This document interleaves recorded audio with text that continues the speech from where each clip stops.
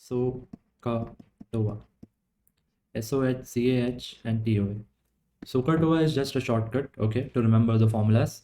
And these are the formulas for sine, cos, and tan, which is applied only to a right angle triangle.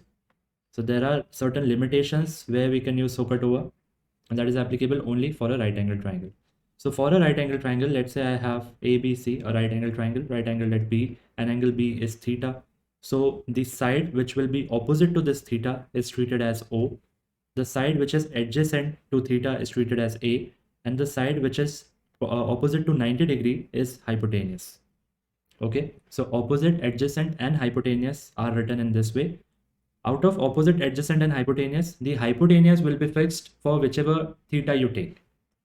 Let's say if someone takes this angle as, let's say, alpha. So with respect to alpha, adjacent and opposite will change, but hypotenuse remains the same.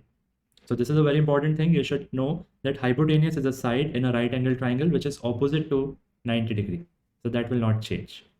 Right now, we will be writing everything with respect to theta. So let us go ahead. So first formula is sine.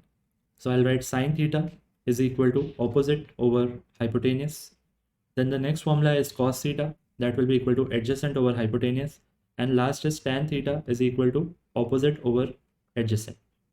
So to remember them in a shortcut way, in an easier way, we have created this SOHCAHTOA.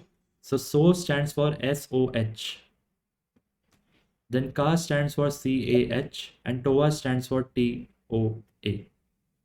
If you want to write them in capitals or small letters, it's your choice, but this is how SOHCAHTOA is written. SOHCAHTOA have a limitation that it is applicable only for right triangles. So you might be thinking that if we have any other triangle, then what can we do?